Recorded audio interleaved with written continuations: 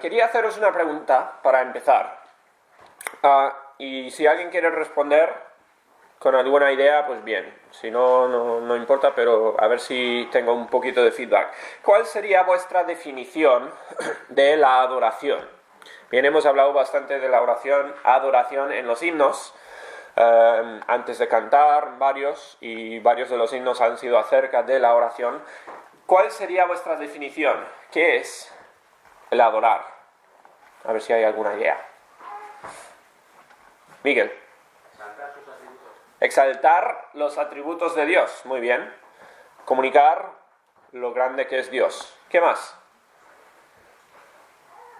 Tenerlo presente. Honrarle a Dios como creador. Pero un segundo. Tenerle presente a Dios, sí.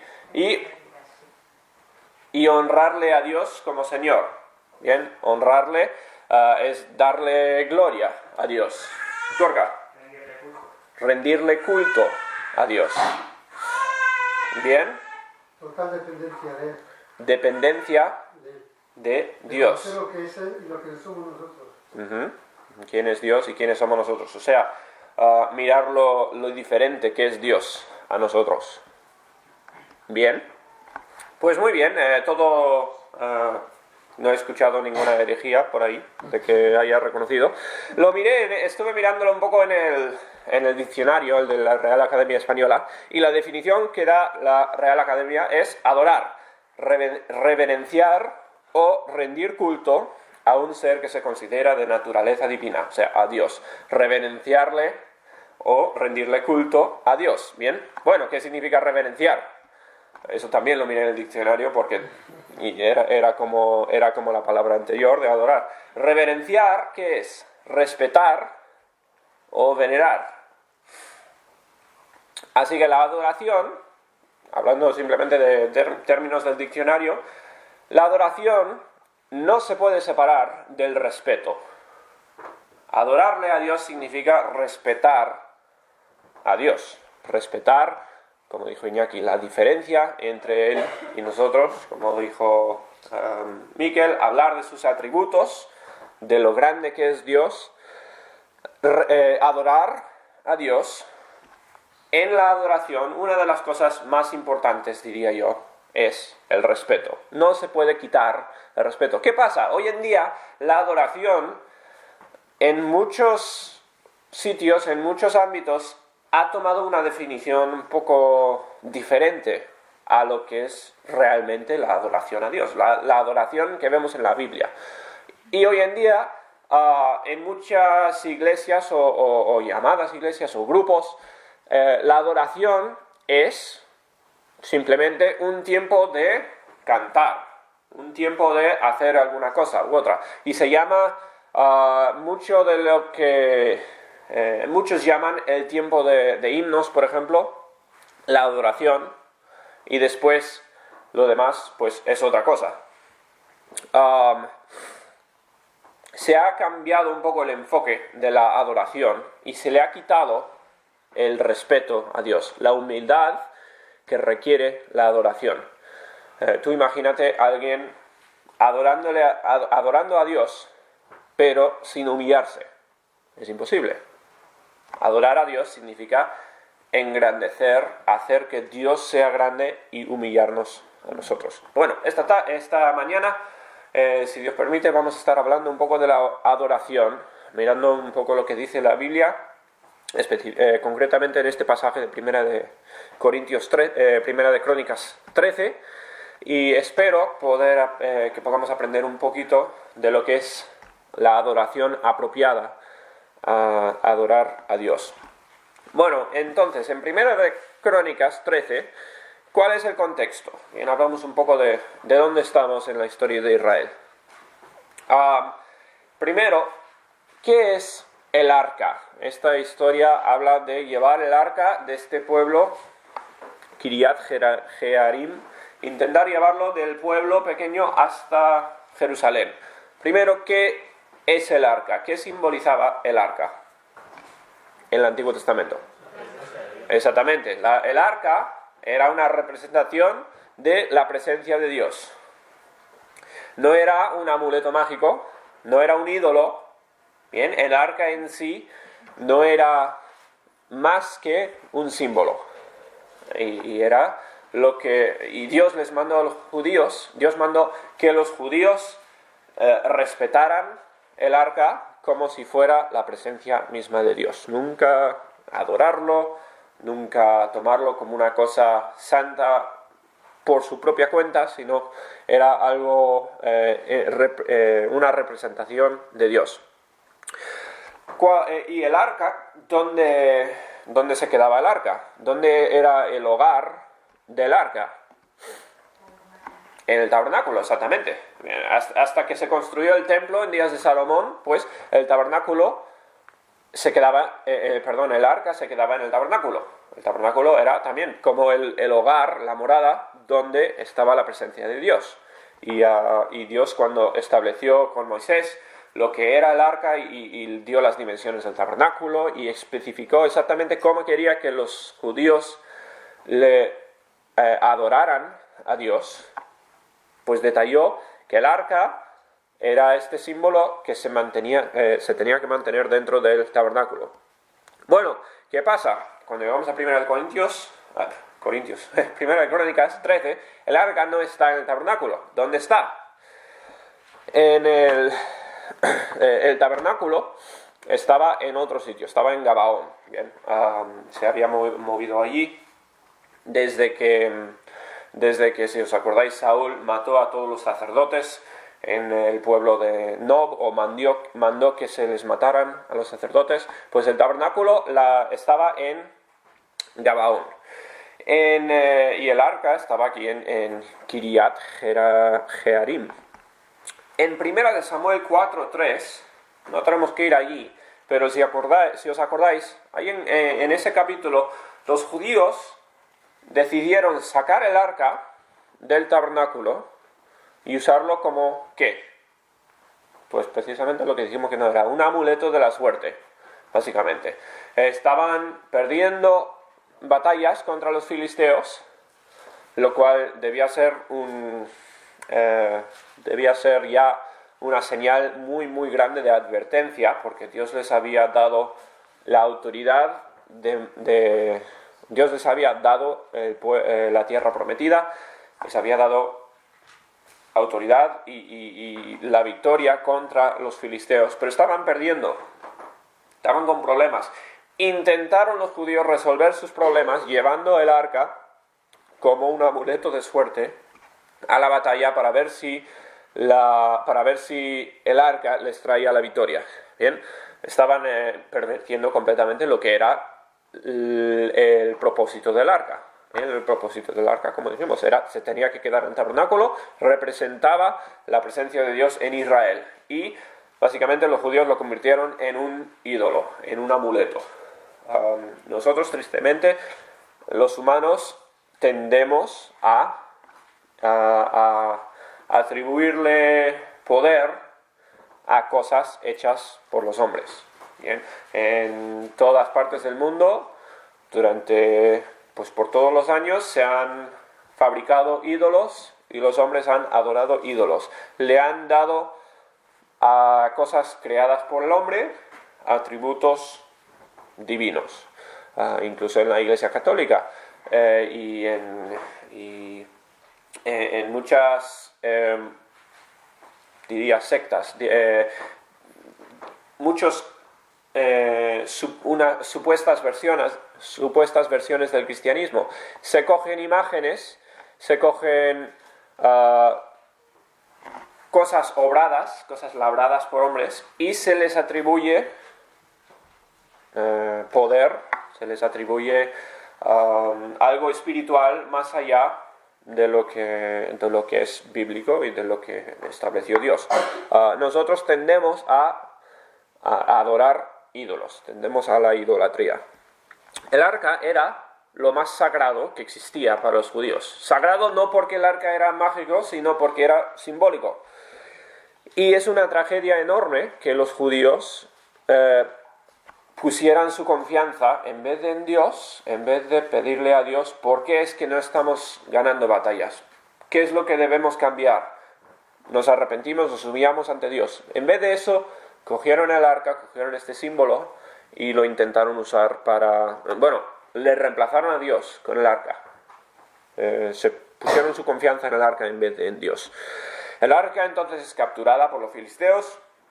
Ellos lo llevan al templo de Dagón, de su dios, en Asdod, en la tierra de los filisteos. Esto está en 1 Samuel 5. De ahí lo mueven, bueno, si os acordáis, en el templo de Asdod se cae, de Dagón se cae el ídolo de Dagón, y el arca trae condenación, trae plagas. Los filisteos lo mueven a varios sitios, lo mueven primero a Gat, después a Ecrón, y en poco tiempo los filisteos se lavan las manos del arca, porque Dios estaba castigando a los filisteos, y lo envían a Israel en un carro. No lo dirigen, lo ponen en un carro y envían los bueyes que se lo lleven, y termina el arca en un pueblo de Israel llamado Kiriat Jearim. Bien, ahí estuvo el arca unos 92 años hasta que llegamos a nuestra historia aquí en 1 Crónicas 13. Bien, 92 años, entonces el arca está ahí separado del tabernáculo, completamente aparte, y como decía David, sin que los judíos le prestaran atención al arca. Bien, en el otro lado tenemos a David. Ahora, David ha sido rey 7 años, unos 9 años. Reinó 7 años en Hebrón. En el 8º año capturó la ciudad de Jerusalén. Y ya poco después de estar en Jerusalén ocurre esta historia en 1 Crónicas 13. Entonces, entramos al pasaje. Dice el versículo 1: Entonces David tomó consejo con los capitanes de millares y de centenas y con todos los jefes. Es interesante el paralelo, porque justo en 1 Samuel 4, cuando vemos la historia de cuando se llevó el arca, fueron los líderes del pueblo los que decidieron coger el arca. Esto fue antes de los días de Saúl, no había rey, y fueron los líderes del pueblo que decidieron intentar llevar el arca. Bueno, David habla con estas personas y les dice, versículo 2, y dijo David a toda la asamblea de Israel: si os parece bien y si es la voluntad de Jehová nuestro Dios, enviaremos a todas partes por nuestros hermanos que han quedado en todas las tierras de Israel, y por los sacerdotes y levitas que están con ellos en sus ciudades y ejidos, para que se reúnan con nosotros. Vamos a reunir al pueblo de Israel y traigamos el arca de nuestro Dios a nosotros, porque desde el tiempo de Saúl no hemos hecho caso de ella. Bien, David no solo quiere coger el arca, tratarlo como Dios mandó, traerlo a Jerusalén, donde debe estar, establecer allí el tabernáculo y el lugar el lugar para la adoración, sino que lo quiere hacer de una forma espectacular. Bien, quiere darle importancia a este evento. No es simplemente que manda unos cuantos siervos a traer el arca, sino que lo ve como algo sumamente importante. Así que reúne a todo el pueblo, y por eso pues vemos tanto movimiento cuando llegamos a este evento, cuando David quiere llevar el arca. Le pone mucha importancia. Dice el versículo 4: y dijo toda la asamblea que se hiciese así, porque la cosa parecía bien a todo el pueblo. Bien, todos están de acuerdo, quieren traer el arca a Jerusalén. El arca era, como dije, símbolo de la presencia de Dios, y era una parte imprescindible de la adoración de los judíos. Los judíos iban al tabernáculo, iban a la región donde estaba la presencia de Dios. Era antes acordaos, todo esto es antes del Nuevo Testamento, cuando el Espíritu Santo mora en cada hermano, y en cualquier lugar podemos ir a adorar a Dios. Los judíos tenían un lugar específico de reunión concreto para adorar a Dios, e iban y se reunían alrededor del arca. Entonces, esto es muy importante para que el pueblo vuelva a adorar a Dios como Dios había mandado.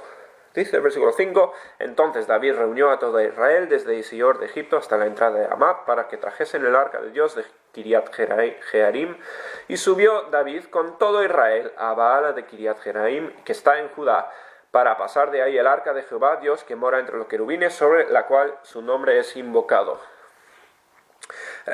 Viene todo el pueblo a traer el arca. Entonces el arca es, como dije, representación de la presencia de Dios. Y ahí donde dice en el versículo 6, el arca de Jehová Dios, el que mora entre los querubines. El arca tenía encima 2 querubines, bien, 2 ángeles, y está hablando de que el arca era representación de la morada de Dios. Una vez más, la presencia de Dios, y querían traerlo al pueblo, al centro, a la capital de Israel. Dice entonces, versículo 7, y llevaron el arca de Dios de la casa de Abinadab en un carro nuevo, y Uza y Ahío guiaban el carro. Sacan el arca, y los encargados de transportar el arca, que lo llevan en un carro, seguramente con 2 bueyes, 2 animales, los encargados eran Uza y Ahío. Bien, en 1 Samuel 6, que es un pasaje paralelo, encontramos que estos 2 hombres son los hijos, o igual posiblemente los nietos, pero eran descendientes de Abinadab. Ahora, ¿cuántos años dijimos antes que estuvo el arca en casa de Abinadab? 92 años, por ahí, vienes aproximadamente. El arca ha estado allí pues toda la vida de estos hombres. No es que lleva ahí unos poquitos años, y a veces entender el contexto, entender la cronología de estos pasajes es muy importante al entender qué está pasando en el pasaje. Bien, el arca ha estado allí por muchísimos años, y estos 2 hijos, bien, Uza y Ahío, se han criado, toda la vida han pasado con el arca ahí en su casa. ¿Ven? Ellos 2 son seguramente las personas, entre las personas de toda Israel, las personas más acostumbradas, que más tiempo han pasado con el arca.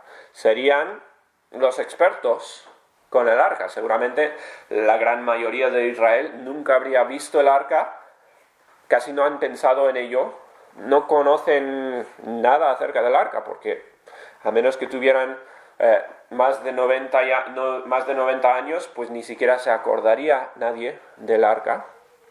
Estas personas son los que más conocen el arca. Lo habían tenido a su lado toda la vida. Entonces, estaban ellos acostumbrados o cómodos en presencia del arca. Y aquí yo creo vemos el principio del peligro que encontramos en la adoración correcta, ya cuando hablamos cuando adoramos nosotros. La adoración, dijimos al principio, es el respeto, es honrar a Dios, es humillarse ante Dios, rendirle culto a Dios. Y tristemente, muchas veces, no hablo de casos específicos, pero en nuestra iglesia o en cualquier iglesia, nos acostumbramos a lo que es el tiempo de adoración. Nos acostumbramos a cantar todas las palabras bonitas y todas las cosas que hacemos en nuestra adoración a Dios. Nos acostumbramos tanto que es simplemente costumbre. Lo hacemos casi sin pensar. ¿Ven cuántos de nosotros al cantar esta mañana estuvimos realmente diciendo estas palabras, hablándolas a Dios? En principio, la adoración es alabar a Dios, es hablar acerca de Dios, es rendirle culto a Dios. Pero ¿cuántas veces no lo hacemos por costumbre? Ya hemos cantado la misma canción 50 veces, la conocemos de memoria y muchas veces ni siquiera estamos pensando, desconectamos el cerebro de lo que realmente llamamos la adoración. Nos acostumbramos mucho y si lo pensamos, somos humanos, lo más humilde, acercándonos a la presencia de Dios, lo más grande del universo, algo que debería debería ser un momento lleno de respeto, lleno de humildad ante Dios, y nos acostumbramos. Ya es normal. Eso es, yo creo, uno de los peligros más grandes a la hora de adorar correctamente. Cuando nos acostumbramos a Dios, por ahí empiezan todos los problemas. No debería ser el caso. Lo normal, o lo que debería ser el caso, es que un cristiano vaya cada día aprendiendo más de la grandeza de Dios en el proceso de santificación, en el proceso de crecimiento, vaya conociendo más y más y más lo grande que es Dios, y deberíamos quedarnos más y más asombrados cada día de nuestra vida. La adoración debería ser fresca, porque cada día entendemos un poquito más de quién es Dios. No es acostumbrarnos con la misma cosa, sino que cada vez que nos acercamos a Dios debería ser con más asombro y más respeto que nunca. Eso sería la adoración natural, eso sería lo que debe ser el caso. Pero muchas veces nos acostumbramos, y cuando nos acostumbramos, cuando dejamos de aprender, cuando dejamos de conocer a Dios. Cuando nos ponemos en la mentalidad de que ya lo conozco bien, ya soy maduro, ya soy todo lo que necesita ser un cristiano, y en vez de asombrarnos cada día con Dios, pues nos acostumbramos. Eso es el problema fundamental con nuestra adoración hoy en día. Por lo menos hablo de mi propio corazón, de mi propia experiencia. Versículo 8 dice: y David y todo Israel se regocijaban delante de Dios con todas sus fuerzas, con cánticos, arpas, salterios, tamboriles, címbalos y trompetas. Este pasaje habla de la adoración. Bien, como dije, hay mucho simbolismo aquí con el arca y traerlo a Israel, traerlo al sitio apropiado, pero todo revuelve sobre el tema de la adoración. Y aquí vemos que David está haciendo absolutamente todo lo que puede para adorar a Dios. O sea, no está haciendo esto como algo leve. Le está dando muchísima importancia, está haciendo algo espectacular para darle importancia a este acto, este evento de traer el arca a Israel. Dice que se regocijaban con todas sus fuerzas, cantando y tocando música. A mí me encanta en la iglesia cuando la gente se esfuerza para tocar instrumentos, por ejemplo, cuando se canta al máximo potencial de los talentos que haya dado Dios a cada uno. Está más talentos y menos talentos. No importa al final cuánto talento tienes, lo que importa es esforzar ese talento al máximo y cantar con todas nuestras ganas, con todo nuestro esfuerzo, como estaban haciendo David y los judíos. Me encantaría haber visto lo que está pasando aquí, porque David ya sabemos que era un músico espectacular, escribió la mayoría de los salmos. Sabemos que tocaba el arpa y seguramente era el mejor arpista, si es palabra, de Israel. ¿Os acordáis que tocaba ante Saúl y le trajeron por eso? David era un músico tremendo, y los judíos era un pueblo muy, muy músico. Cuando se lee algunas de las cosas que hacían los músicos en el templo, en el tabernáculo, es increíble, porque dedicaron sus vidas enteras a la música. Desde pequeños hasta mayores, siempre estaban desarrollando los talentos musicales que Dios había dado. Están haciendo entonces lo mejor que podían. David era completamente sincero, estaba adorando a Dios con todas sus ganas, tenía el deseo correcto y estaba haciendo todo para adorar a Dios de la forma correcta. O sea, David tenía las mejores intenciones del mundo. Y no se le puede criticar a David por su forma de adorar. Cuando después, y eso no entra tanto en el mensaje, pero ya sabéis que una segunda vez intentaron llevar el arca a Israel, a Jerusalén. Cuando lo llevaron, nos dice David, otra vez que David estaba delante del pueblo, cantando, bailando, haciendo todo lo que podía, y Dios le bendice por ello. Cuando su esposa le critica porque está expresándose tanto delante del pueblo, pues Dios toma el lado de David. O sea, Dios nos explica claramente que David estaba haciendo lo correcto. Y no se le puede culpar ni a David ni al pueblo por su empeño en adorar a Dios. Pero hubo otro problema. Y iba a decir, yo creo que muchas veces cuando adoramos nosotros, igual en una iglesia como la nuestra, tradicional, adoramos muchas veces, yo creo, de una forma muy, muy seca. Y viene con lo que dije antes de acostumbrarse. Nuestra forma de adorar debería ser fresca.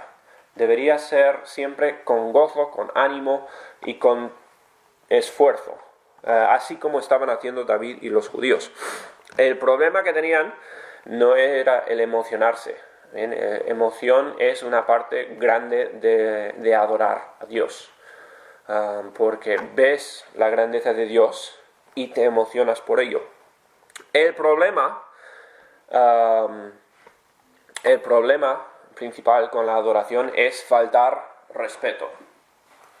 respeto a Dios, no tener temor de Dios.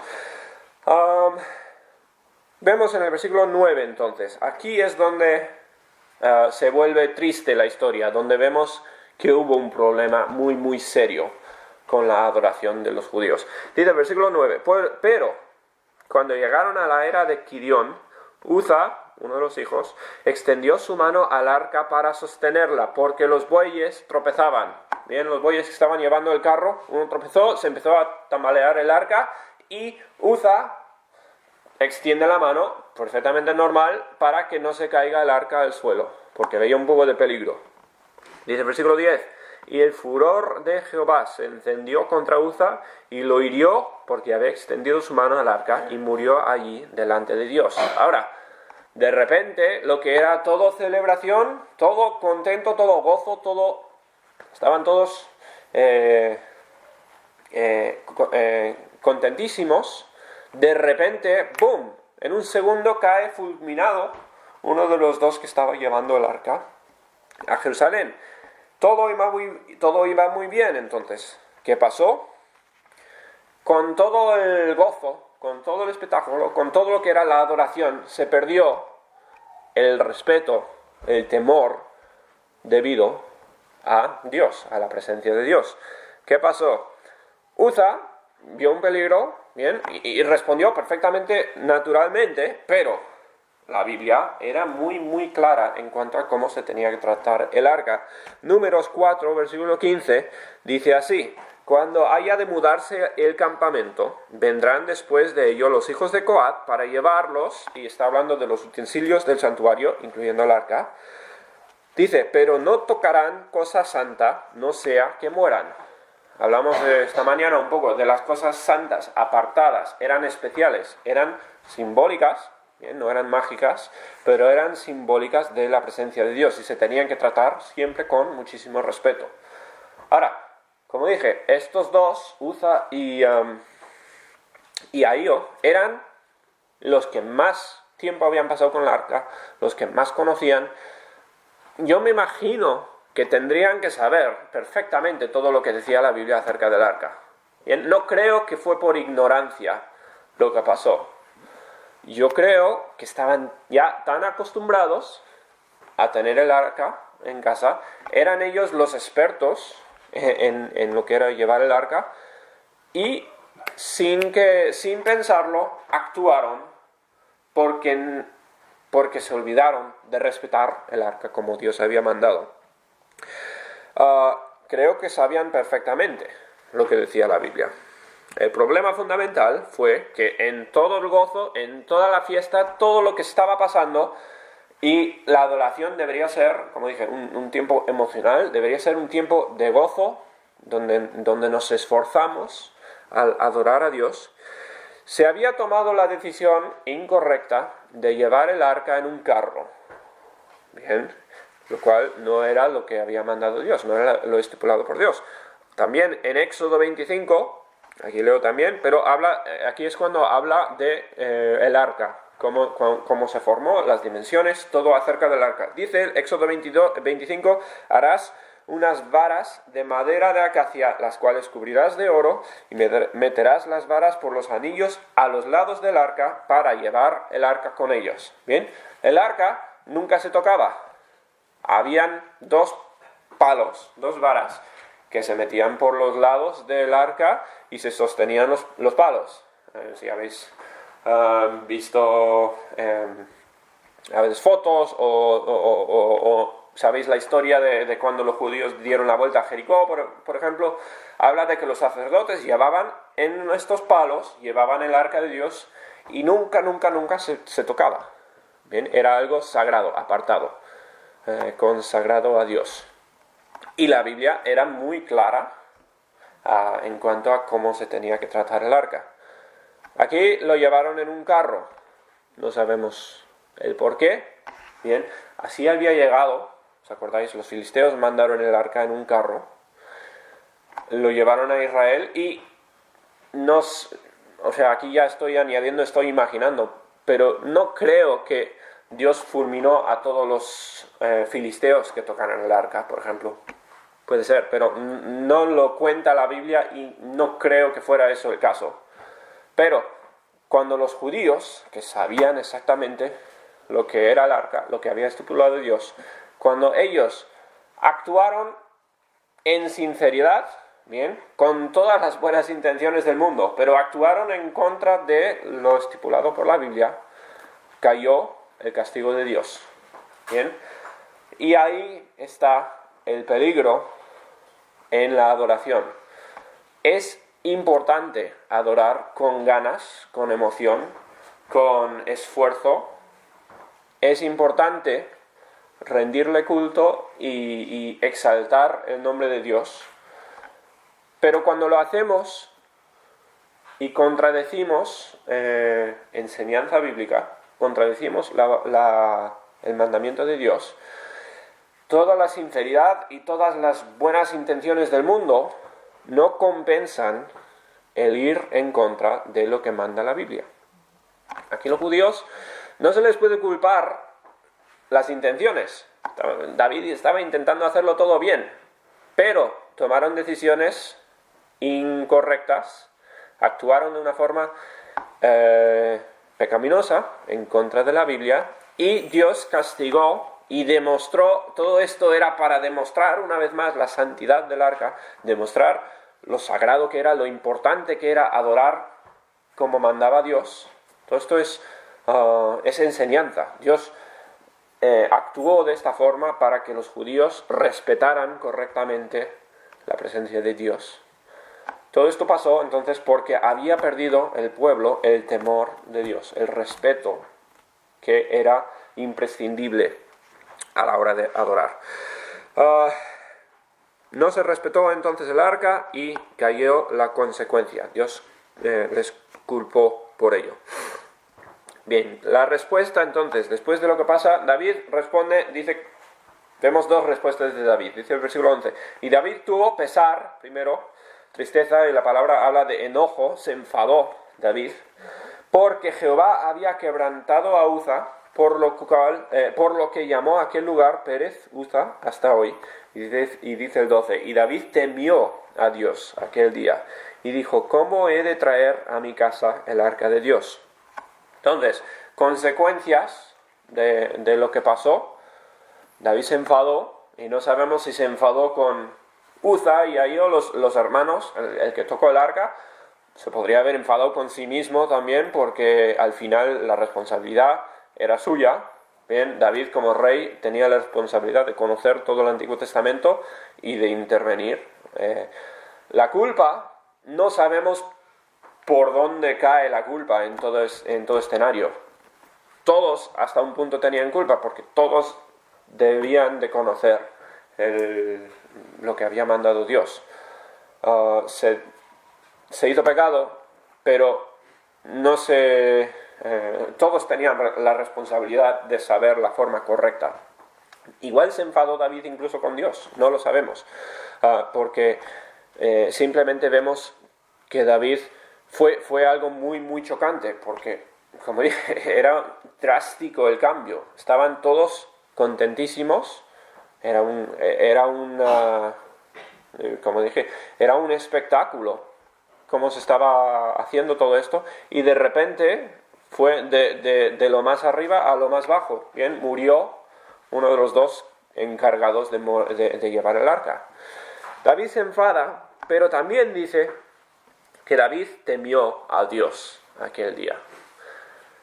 Y todo lo que pasa en esta historia, creo que tuvo este fin. O sea, esto era la meta. Que David, con todo el pueblo de Israel, aprendieran que adorar está bien. Las intenciones buenas están bien. Todo lo que intentaban hacer estaba bien, pero no se puede adorar a Dios sin temor.